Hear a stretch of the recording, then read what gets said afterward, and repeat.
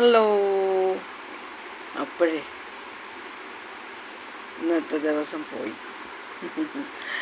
കഴിഞ്ഞിട്ടില്ല. Video upload ചെയ്യാൻ വൈകി എന്ന് മാത്രം പറഞ്ഞു എന്നേ ഉള്ളൂ.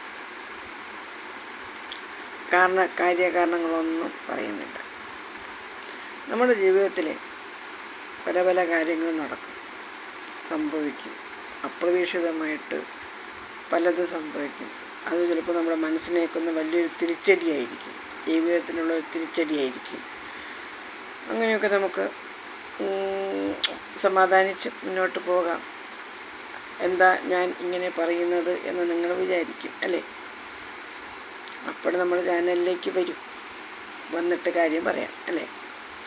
നമ്മളെ ജീവിതത്തിലെ ചില വ്യക്തികളെ വളരെ നല്ലവരാണ്, നമ്മളവരെ കുറിച്ച് പോസിറ്റീവ് മാത്രമേ ചിന്തിക്കത്തുള്ളൂ. മനസ്സിലായില്ലേ? പക്ഷേ ആ വ്യക്തികളായിരിക്കും നമുക്ക് ഏറ്റവും കൂടുതൽ ദുഃഖങ്ങളും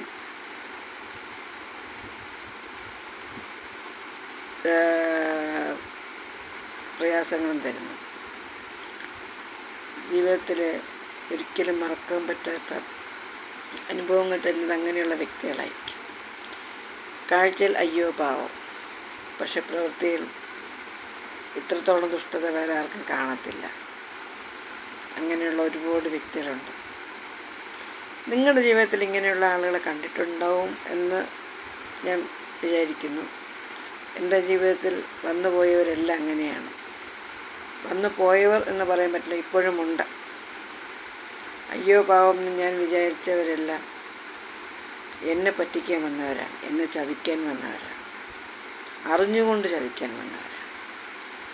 എങ്ങനെ നമ്മളത് ഓവർകം ചെയ്യും എന്നുള്ളത് അവരവരുടെ മനക്കരുത്ത് പോലെ ഇരിക്കും.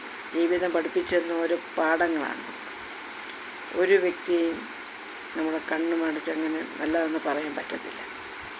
അയ്യോ പാവം ചമഞ്ഞിരിക്കുന്നവരാണ് ഏറ്റവും വലിയ വിഷവിത്തുകൾ അല്ലേ? പ്രത്യേകിച്ച്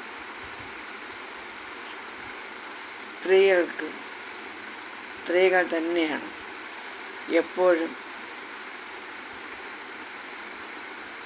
ദോഷം, അപകടം പറ്റിയിരിക്കുന്നത്, ജീവിതം തകർക്കുന്നത്, മനസ്സ് തകർക്കുന്നത്.